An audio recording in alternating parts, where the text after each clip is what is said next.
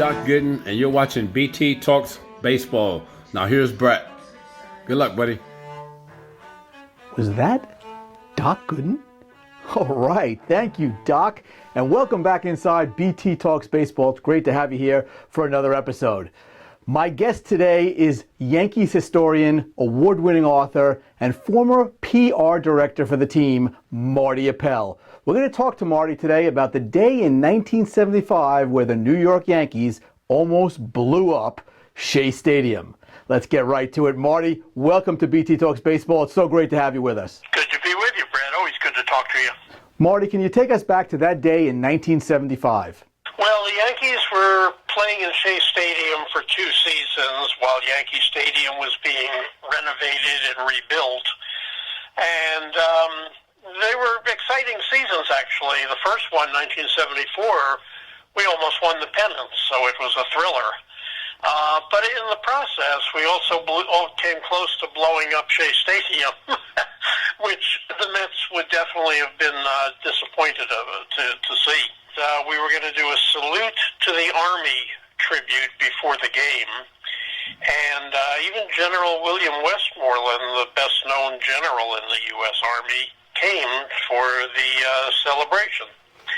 So anyway, part of it was after the microphone ceremonies by home plate, a cannon would be fired near the center field fence, sort of a 21-gun salute, although I don't remember the details of how many rounds were to be fired. And the reverberation from the cannon actually caused the outfield fence to catch fire and get knocked down. Do you remember your reaction as you saw this unfolding? It had a little to do with, oh my God. Marty, do you ever find yourself at home just surfing YouTube, taking a look at the old footage from that day?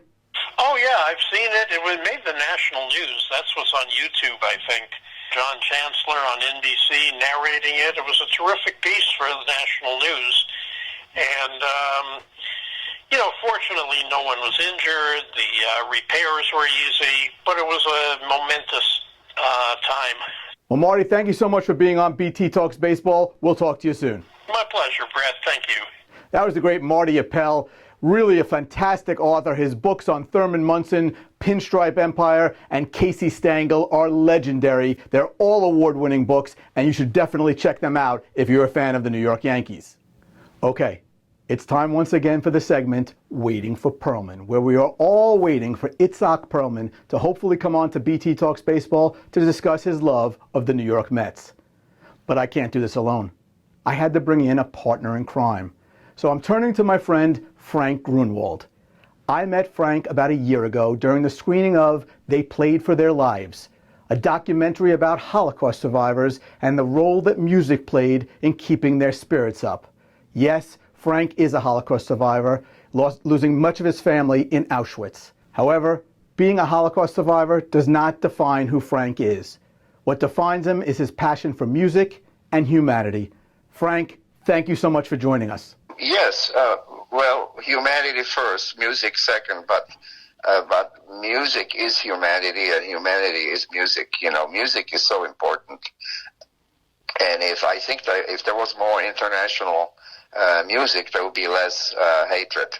I've studied piano, and I have switched to a piano accordion after the war, and I have been playing these traditional American jazz standards for the last 40 or 50 years, and I really enjoy playing them even today, and they really they really transport me to another world. Frank, can you talk a little bit about how you feel about Itzhak Perlman? Well, yeah, I think, of course, I've been a great admirer of his for the last probably 50 years, or close to that.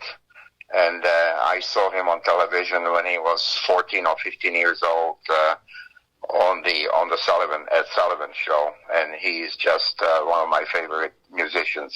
And as you and I have discussed many times, you have always had the dream of performing with Itzhak. Talk a little bit about that. Well, Well, Itzhak is such a great improviser.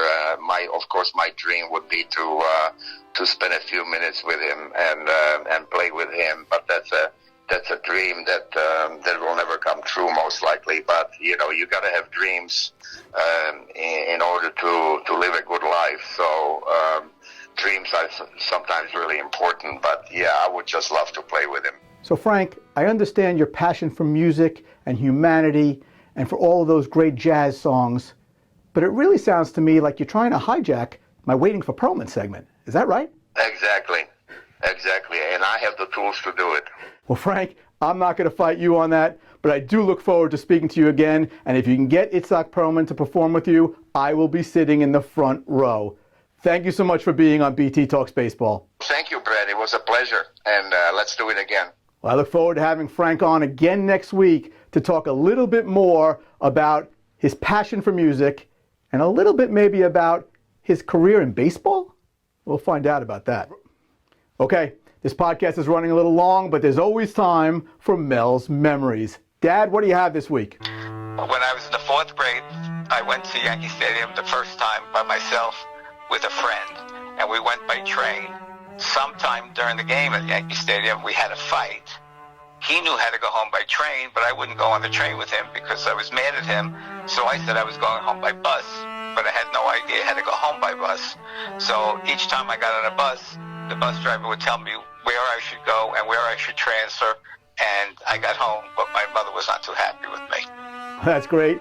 I'm sure that wasn't the only time your mother was mad at you. Say hi to Mom. I love you. Well, that'll do it for another episode of BT Talks Baseball. I want to thank my guests Marty Appel and Frank Grunwald, my new partner in crime in my Waiting for Perlman quest. And I want to thank you. Thanks so much for joining us, and I'll leave you, as always, with the words of Tug McGraw, you gotta believe. Bye-bye, everybody. We'll see you next week. If you are interested in getting a signed copy of any one of Brett Topel's books, please visit us at www.topelmetsbook.com.